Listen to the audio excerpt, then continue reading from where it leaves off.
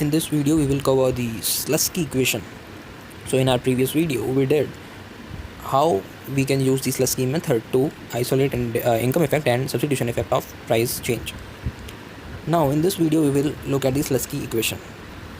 So to start with, let us assume that there is this budget constraint M1 is equal to P1 x1 plus P2 x2. This is our initial budget constraint.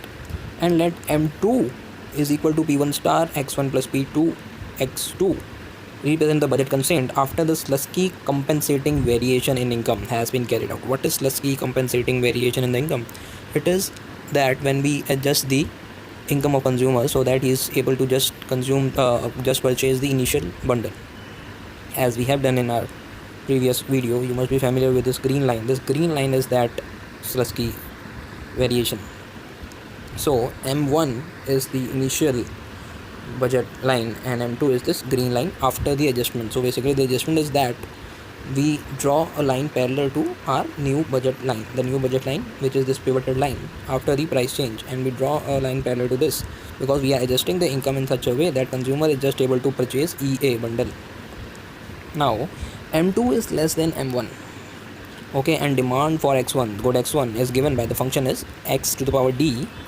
The function is x to the power d, which is function of price of x1, which is P1, price of x2, which is P2, and M, which is income of the consumer. Now to get this Slutsky equation, we will subtract these two equations, M2 and M1. So after subtracting these two equations, what we will get is delta M, or change in M, or change in the income. So if I just subtract these two equations, I'll get the change amount. So delta M, which is the change in M, that is change in income, is x1 into delta P1. Delta P1 is change in price of x1 from P1 to P1 star. This gives the change in the money income needed to consume the original bundle of goods. So this is that variation that we are looking for. So this is the equation for the income change we need, such that the consumer is now just able to purchase the original bundle. So delta M is equal to x1 delta P1. Now the demand curve when the hold income M constant is given by delta x1, which is now the change. Delta x1 is the change in quantity of x1. So after that price changes from P1 to P1 star, there is a change in quantity consumption of x1. So this equation gives us that change where we subtract the two demand functions before the price change and after the price change. So we get the change in the quantity of x1 before the price change and after the price change. So this is the change in demand for x1 due to the change in its own price, holding M and the price of x2, that is P2, constant. Now the income effect is given by the equation where we do not hold the income as constant. So in these two functions we can see that we are taking the price as P1 star because we want to study the change in income only. So M1 and M2 is that change in income. Income is changed from M1 to M2. So this gives us the income effect, the change in demand or the quantity demanded of good X after the change in income. Now the change in demand due to the Slutsky substitution effect is given by delta XS. Here we are also changing the prices. In equation 3, we are also changing the prices. The P1 and P1 star are the change prices. So substitution effect is given this changes, and income effect is only showing the changes when we are changing the income M1 and M2 and holding the prices P1 star same in both the situations.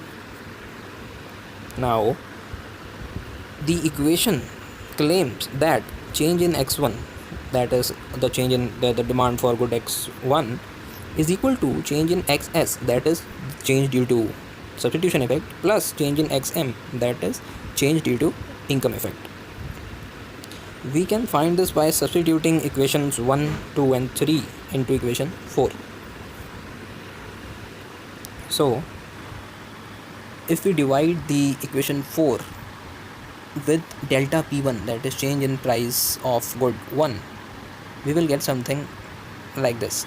And from our initial analysis, we know that delta M, change in income, is equal to x1 into delta P1, that is the change in price of good X1. Now from this we can derive that delta P1 is delta M divided by X1 negative. So the Slutsky equation can be derived by substituting this delta P1, which is the negative of delta M by X1, into our this equation where we have divided the equation 4 with delta P1. If I'll substitute this delta P1 with this value, I'll get the Slutsky equation, which gives me that equation is delta X1 by delta P1 is equal to delta XS by delta P1 minus delta XM by delta M into X1. So this is how we have derived the Slutsky equation.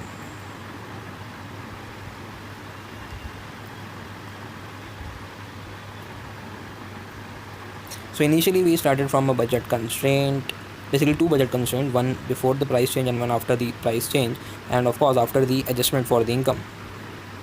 And then we subtracted both of them. After that we got this delta M, relation of delta M and delta P1, which is delta M is equal to X1 into delta P1. Now we saw the change in demand for X1 when we hold income as constant, and of course the price of good 2 as constant.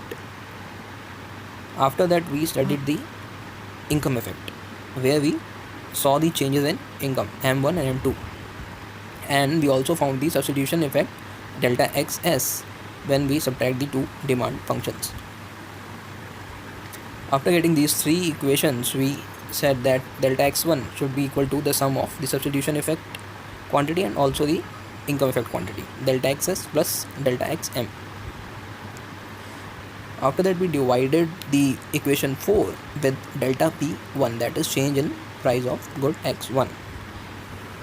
Substituting the value of delta M that we initially derived and converting this in form of delta P1, we substituted that delta P1 into the last part, into the income effect ratio, and this gave us the Slutsky equation.